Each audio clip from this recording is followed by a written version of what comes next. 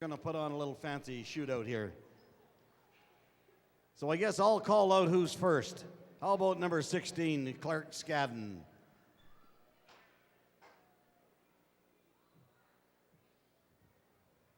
Who's going to go first? Oh, it looks like number 15, Brady Krentz. Here he goes.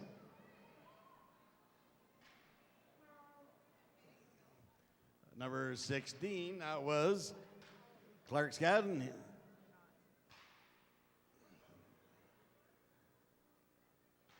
Look at that, what a goal. That's pretty good shooting there.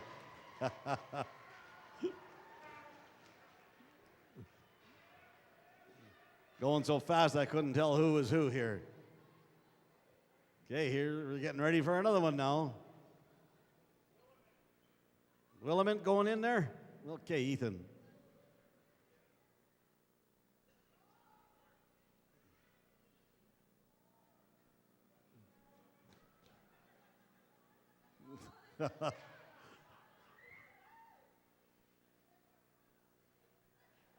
There we go, another good goal.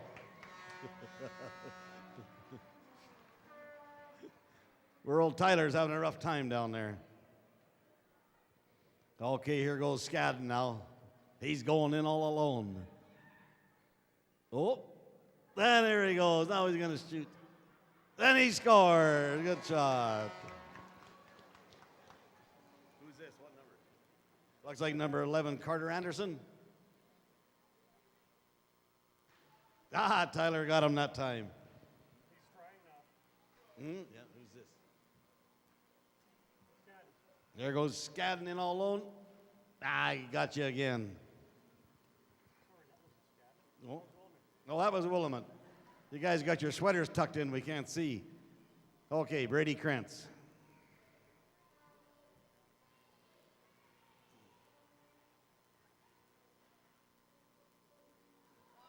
There he goes. He put him to sleep and tucked her in. Okay, Clark Scadden looks like number 16. Ah, Tyler got him. Who's this? Carter Anderson. Off the post. Who's this? Ah, that's a little trick. Never got that one by him. Tyler's been around the block a few times. You can't fool him on that one. Here's Brady Krentz again. Oh, he got her. Okay.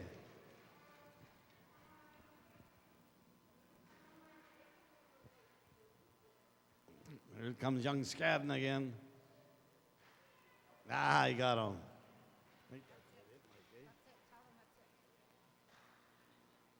Okay, 2 more shots and that's it. We got to get that game going here. Whoa, what a move, just about.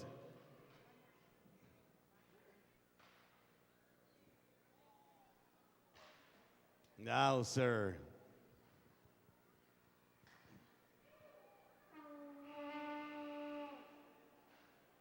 There he goes. Give him a big hand. That was a good exhibition there. Way to go.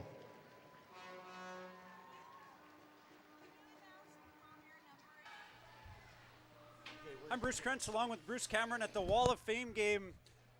Unreal shootout. Those young guys put on a heck of a show in between periods. I got to say, love that first one with the slappers and then the lacrosse stick to it. You know what? I saw them bringing that lacrosse stick into the rink today, and I thought, what's going on here? I almost thought end of the season they're already getting ready for lacrosse because I know the day the ice goes out, lacrosse gets going. But I like that little move and pretty entertaining little shootout from those guys. I don't know about you, like Tyler was telling me here. He couldn't pick it up. I don't know about that picking up thing. At that age, you never even thought about picking up a puck. No. See how he handled that? Gave it to the guy with the lacrosse stick, bang. And that young, who scored that first goal? Anderson. Carter Anderson. What a shot. I know. That was a big league shot. Corman's probably got his eye on him for North Stars in the next year or two. Will he be here? He might get an invite to tryouts. All 4 of those kids were from the team that won the Munn Cup just a couple of weeks ago, and they really were, we were saying, probably one of the best Atom teams that Thompson's ever seen. They the way they passed the puck around, I was saying one of the things that really surprised me with that group is they seem to genuinely enjoy setting each other up and being a team. And oftentimes you don't see that. You see one kid, everybody's for themselves. They pass the puck around because they feel like they have to. I really get the feeling with that team that if they throw a nice pass over and their buddy gets a goal, they feel good about that. They're a really cohesive unit, that whole group. I know they hang around together outside of the rink, and it really shows they're a really great bunch of players. It seems like they push each other, and nice to see them out here having a little bit of fun too, goofing around, but some good skills too. Wow. Absolutely. They're 10 years old, these guys. Well, I watched them in the Munn Cup, and, they are a great group. Flin Flon and the Paw are really fell off the wagon this year. They never had the talent there, but this group, oh man, we've never dominated in Adam hockey like that. No, never in Munn Cup history. That's good. You're absolutely sometimes right. we got dominated, but we've never taken like that. Never had sort of nothing's a no doubter. We play the games because you don't know how they're going to end, but it seemed, and we saw that they won that without too much trouble, and we know they're headed off to provincials in a week down to Steinbach, and I expect that they're going to have a good time down there. They've seen a lot of the teams, not all of the teams that they'll play, and their chances are really good. So good luck to them. Great coaching staff, great team, and they've had a heck of a year. So hopefully that keeps up. So here we are, Bruce, with the third period. Team Orange, 5-4. You made a prediction. I said blue. You said blue. No, I said orange. You said orange. I said 9-8 orange because I've got my brother playing on the team, and I know he is trying his best not to let me down. Their line has looked pretty good so far. They've had a few greasy goals. There's no doubt about it that weren't fantastic, but they've had a few nice ones, and they're working hard. But you know what? On paper, and they're pushing hard here again. Long's got a chance to bury this one. Too much traffic in front of the net. Marchand down to block a shot in an alumni game. Who's ever seen anything like it? Actually, Derek Sepp was down for one too. We saw Kevin Stadnick took a little bit of a fall there, and I think the earth might have shook when he went down there. But he is a big man and a good player, like we said. Got a championship under his belt. I know he's coaching the novices this year, doing a really good job with them, doing some novice coaching, and his son's playing on that Adam A team as well. Having a lot of fun with it, and they, you know what, they really genuinely, the parents love having Kevin Stadnick coach them. You know what, I was just going to say they're lucky to have him because he's committed to the game, he's good with the kids, he knows what he's talking about, and he's the kind of guy that Thompson Minor Hockey needs for the next how many years, right? And you can see it with that group that they've got good support from their parents and stuff. Look at this. Good save, Davis. Davis shut the door on Jeff Inglis. Nice quick shot, and maybe in Arborg that would have gone in, but at a Wall of Fame game that one's not going in. Not on Ty Davis. You know what they call him? Johnny Easy, right? Johnny Easy. Johnny Easy. And he makes it look easy. Another player that I find sort of has a similar style is Jared Kissick. He sort of seems to float down the ice. It doesn't look like he's trying very hard, and meanwhile he's passing everybody. And a lot of the goals he gets aren't the hardest shots, but it's almost like he just lays them in there. Just sets them wherever he wants them to go in. And see that a little bit in the Union tournament and some other things there. Well, there you go, Johnny Easy again. Yeah, it's that easy. Everybody was thinking, well, of course, you're just going to go top shelf blocker. Why not? That's his second of the game. Yeah, it's his second of the game, and a beauty. They're up 6-4 now. I know, we're getting there. You're getting there. But you know Team what? Orange looked good facing off there. Paul Stapleton, haven't had a chance to talk too much about him, but he was a great North Star player. And another guy that sort of has a bit of a flashy style, maybe. Is that the right way to say it? You know, looking on paper, Blue looked like they were going to run these guys just on paper, though. I'm looking at some of the guys are currently playing, and some of these guys over here aren't playing, as much. For sure, yeah. They've been out of the game for a while, but boy, they're making a good account for himself. Orange. Certainly not rolling over and getting up. Back here, one of the guys that I wanted to point out too. We mentioned Stapleton, who had a good career, played a little bit in Flin Flon, I think, and bounced around a little bit in the junior league and things. Good player, good skater, really sort of a talented, fast guy. We've got Eddie Wood playing defense on the blue team right now, or the white team. He's just about to step up here and block a shot. Played for Maine and won an NCAA championship down there. The pride of Oxford House, Manitoba. This guy has made a career since then of playing in all sorts of tournaments. Holy smokes! Justin Valentino. Sorry to cut off that thought on Eddie, but that's one heck of a backhand. Wow. They're cheering in Lethbridge and they're cheering in Thompson for Justin Valentino, showing off his skills a little bit.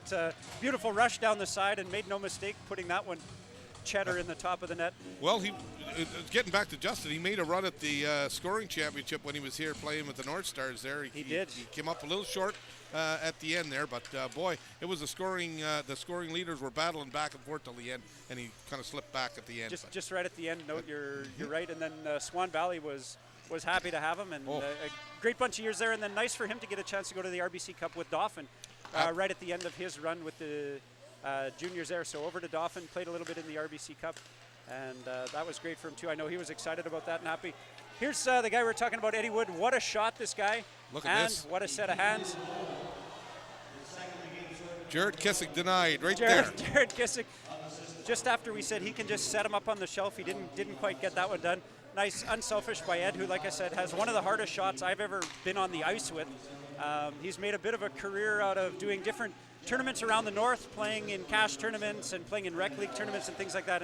And he's the guy that everybody talks about. When he shows up at the rink, you know that team's got a chance to win, because he is just an amazing defenseman and an amazing player. One of the best players I feel like I've ever had a chance to play with. And I know he did really well in Maine. He was a North Star down here, and a super great guy too. Such a humble, nice guy. Great to have around. It's nice to see him getting a chance to play with all I got these him guys on my today. all-time North Stars defense list. Anyway. Absolutely. He's got to be very, very, very close to that. Fourth of the game for Michael Krentz. Couple of greasy ones at the start. That one was a nice one. Just kind of dangled his way through and put it in on the backhand. You know, this kind of game is just tailor-made for Mike. You know, because a lot of guys lay back, and when you lay back on a guy that can shoot the puck like that, you're going to get stunned. That's just the way it is. Yeah, and there it goes to show you the talent that he has. He got that great shot. I don't know his in location. I don't know. I know he's your brother, and I know you don't want to blow his horn, but really, you can. I can blow his horn. He's a terrific player. Yeah. No, he is a great player, and I mean, I'm happy that we've been playing rec league together for lots of years now, and it's a awesome thing for a good way for us to stay connected. We get to play together for a couple hours every week. We drive to the rink together with some of the other guys and stuff like that, and so I mean, it's just fun to be able to share that time together. Not lots of guys get a chance to do that with their brother, right? You know, awesome. When you look at players, you look at things that I look for, guys that can handle the puck and release, well, skating obviously, but release the puck quickly and accurately, and Murray McDonald used to have that. Mike has that. Some guys, and that's what make pure goal scorers. You look at a guy like Lafleur back in the day, and Gretzky, and them, puck's on the stick, bang, and it's gone in a flash and well located all the time. And that's what makes goal scorers so natural. It's just gone. You see that with this guy, even both of these guys, but Holmes a little bit, and English as well is another one of those guys that can skate and a quick release and accurate most of the time, right? So back here on the point, Jeff Lapointe is another guy that played a little bit down in Salem. Yes. had a bit of a inglorious end to his career, and I think he's not shy about talking about it, so maybe we can tell that story too. He got into a bit of a fight down there, beat a guy up a little bit, bit of a dust-up, and they sent him home. He wasn't going to get paid for the games that he got suspended for a couple of games, so he came back home and kind of shut down his career. I know he came and played a rec league game with us. My favorite memory of Jeff Lapointe is he came to play rec league with us, and he hadn't played for a little while. He'd put on a couple of pounds, and he wanted to drop some weight and get back into shape, so he was wearing sort of this garbage bag plastic thing under his equipment that was going to help him to sweat off the pounds. And I think it worked, but he was just a dehydrated mess at the end of the game, and nobody could figure out what he had going on when he took his equipment off, and he basically had a garbage bag on. Let's just hope he doesn't beat up Barry Little here, because he just tripped him up, and looks like he's headed to the sin bin his first 2 minutes that we've seen in this thing. And it's hard for a leopard to change its spots or a zebra to change its stripes or whatever, and if that's your style of play, then that's your style of play. Well, he was in Salem. I asked his dad, what happened to Jeff? He's back here. And his dad said he did a Marty McSorley on somebody down there. But, I mean, Jeff, getting back to Jeff here, Jeff was a quality defenseman, and everywhere he went in Flin Flon, and he went into Saskatchewan Junior Hockey League, he was one of those guys, and he's on my all-time favorite defenseman for Norman North Star. Absolutely, and you're right. I don't want to paint a bad picture of him. Those are two kind of funny stories, but you're absolutely right. One of the best defensemen that the North Stars have ever had, that Thompson's ever seen, and again, he's one of these guys, maybe a little bit like Lovra Pollock. When had a chance to play some rec and some senior hockey with him. Nobody tried harder than Jeff. He's so tenacious. You knew there was no free pass when he was playing defense, right? There's absolutely no quit in that guy. And I'm sure that's what took him as far as it did. And it's an amazing quality for him. So a really great player and a great product out of Thompson. And another guy that we're happy that he sort of moved around a little bit and he's come back to work in Thompson and to live and to have a family here and stuff like that. So it's great to have him around. See, there was a little bit of jostling.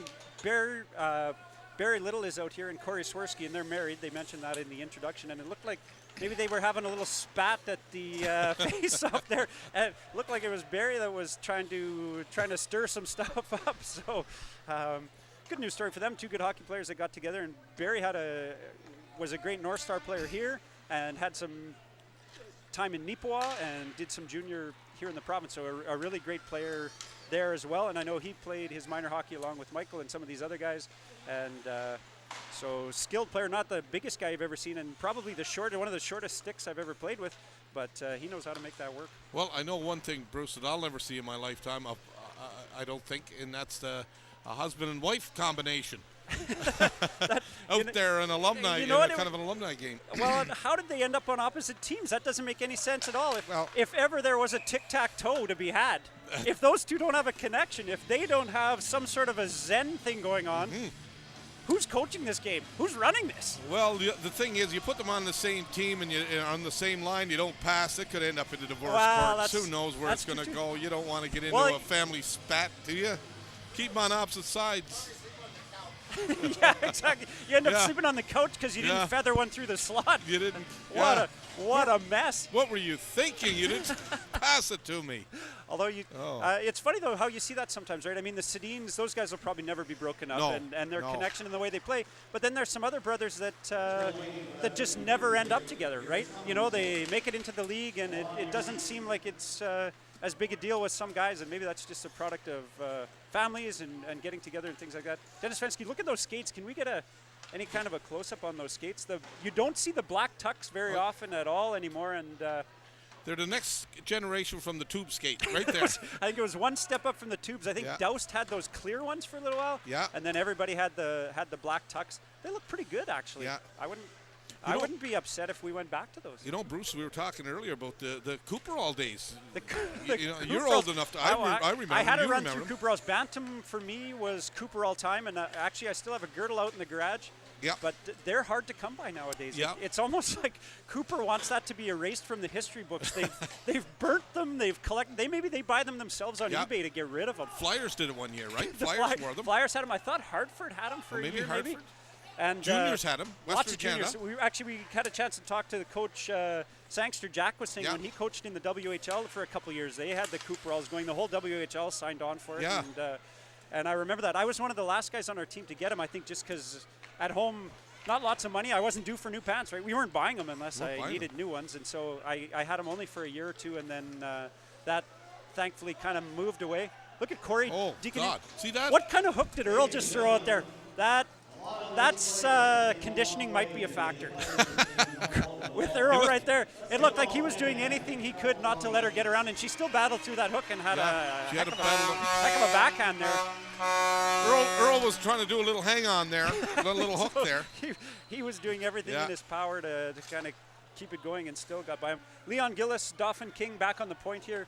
He had a great career there and has been an absolute fixture in the old timers in the Wings League here in Thompson. He's kind of been one of the guys that's kept that going, and top marks to them. They play Fridays and Sunday mornings. Anytime you're down here on Sunday mornings, those guys are slugging it out, and so just an awesome thing that they get to keep going. And I know big shot. Leon's always been known for the absolute bomb, right? Yeah. And we haven't seen it yet today, but maybe right here on the faceoff, if Cherneski can win this one back, we're in for a treat. Yeah. Well, no luck there. Over to the Doc, working it in the corner. Yeah, a prescription for a goal, maybe. Yeah, and he played midget hockey here, and now he's a doctor. How about that? Down in where is it now? He's looking to go into Morden. Trying to get into Morden, Winkler area kind of thing. Look at Ed Wood with some little dangle. So. People talk about R.D. Parker and all that there, but you know what? This guy came in R.D. Parker, and he's a doctor. Terrific. Absolutely. Looks good on our hockey program, looks good on our school system. Excellent job. He made a nice speech at the North Star banquet a couple of years ago, and talking lots about how hockey was the catapult for him to get his doctor's degree and to make it through school and all of those kind of stuff. So he had some really great experiences playing hockey, some really good success, but his message certainly for those kids was don't mortgage your whole life around hockey, sort of not have a plan B, but for most people it's use hockey to get your education and to do something great, and now he's helping people and still loves hockey and had some great experiences there. And he was telling me, Bruce, it took him, I thought it was 7 years, but he did 7 and then he did another 4 or more. He did like 11 years. Wow. It's not, there's no quick trip. You don't sign up on the back of a matchbook and have them send your degree. You don't buy that one in the Sears catalog. You got to work for it. Yeah. And so, again, nice for him. We had a chance to chat with him in the VIP room a little bit, and I know he's happy to be back and to be able to see everybody here and do all that kind of stuff. So, not sure what's going on here. Jack, call a timeout. Somebody called a timeout here, and Jack, see, veteran, right there. He knew that he had Corman on the ropes, and I think he wants to rest some of his better players here and just salt this one away. You can't take a chance. 7-5, worst lead in hockey. Even in a Wall of Fame game, a 2-goal lead it's tough. It is. You feel that in the pit of your stomach. But I think with 55 seconds left, well, in good time, it could not be a good thing. 55 running, you never know. They've got Valentino put a couple on the shelf. You've got Ed Wood could unload that bomb anytime. I don't think Earl Timmins is going to see much more ice in this one. You think so? I don't know. Corman's not that ruthless, and we got Kelly Davis, 2 unbelievable North Star coaches, actually. Some great history right there. Well, they were on the 95. They coached that 95 championships at 95, 96. And they were that. And that Gary was a good Sabatelli. team. Let's not forget Gary Sabatelli. And not forget city manager Gary Sabatelli. Oh, whoa! They won the drawback. That for sure was the play that they had drawn up. And Marchand, I think he threw that one out NHL hard back to the point, and Kisser just couldn't quite get a stick on it. No goalie in there. They've pulled the goalie. They're pulling out all the stops here. As we said, nobody's messing around here. Ed with a save, so his save percentage is looking pretty good. Ooh. Oh, picked up. Could be goal number giveaway. 5. Yeah, could this be? And Cherneski off the post and up into the cage. I'm guessing they'll put the goalie back in, but you just never know. Well, 30 seconds left here in the game. And a 7-5 like Orange lead. That doesn't look like we'll get to 9-8, but 7-5's looking good. They're going to go with Jarvis, Holmes, and coming out with the checking line here on the Orange. Checking line. They're going to try to clamp this down. Lapointe, like I said, nobody works harder, nobody more tenacious than him. Jarvis flips one in, not even an icing, so that was nice that they won that draw. Marchand. Big stretch. Here we go. And we didn't get a chance to talk too much about them, but just finishing off on the referees, Jason Haywood done, who could say how many games here in Thompson, an absolute fixture with the referees. He was a Norman referee, things like that. Yep. Really great career for him. He's backed off a little bit recently, but super committed to building refereeing and things like that. And moving in for him has been Barry Rempel, who basically started a few years ago to get some exercise and to stay involved in the game when he had backed off from coaching a bit. He's now stepped up to be the head referee in Thompson and really has done a phenomenal job with bringing along young players. I know that he's got more young referees in Thompson than Flin Flon and the Paw do. He's done a good job of training them and keeping them involved and giving them opportunities. So it's a nice way for him to still stay involved in the game, to stay involved with some of these young guys and girls and keep them going, and really done a huge job for our association. So top marks to both of these guys for their commitment, because sometimes, I'm not a referee, but I think sometimes it's not the most fun job out there. You're right. And didn't he go over and do a testimonial game? He did a testimonial game for his buddy Rob Stewart over in Belfast. And got a chance to referee. He said in front of 3,000, 3,500 people. And nice for him to connect with his friend and be part of that. And I know he really enjoyed that, and it kind of gave him a boost in the refereeing world. So nice to see those guys out here today too, and give them a little props. Like we said, Haywood, how many games has he reffed? I mean, we've not always agreed with him, but his commitment is unwavering. And I know he's a Centennial East guy. He plays in the rec league with Michael and I. 3 guys that grew up in Centennial East play on a line as often as we can. Wow, what kind of fun is that? Oh, it doesn't get any better than that. It doesn't get any better than that. Really? It's as good as it gets. So my prediction almost came true. Team Orange wins 7-5 in this Wall of Fame game. I'm hoping that someday we get something like this again, because it was a great thing for the community. Nice to watch these guys out giving her and having some fun. And now I think there's a bit of a silent auction and maybe a few beverages, because this announcing it can be thirsty work. I'm getting a little dry, I'll tell you. But you know what, Bruce? It sure was good doing it with you. And it's great to see these guys playing and see the crowds out. It's all good. It's all good. Absolutely. Couldn't agree more. These guys saluting the crowd, the crowd saluting them. So for Bruce Krentz and Bruce Cameron, nice working with you. Hopefully we do this again sometime. We're Wall of Fame game for Shaw.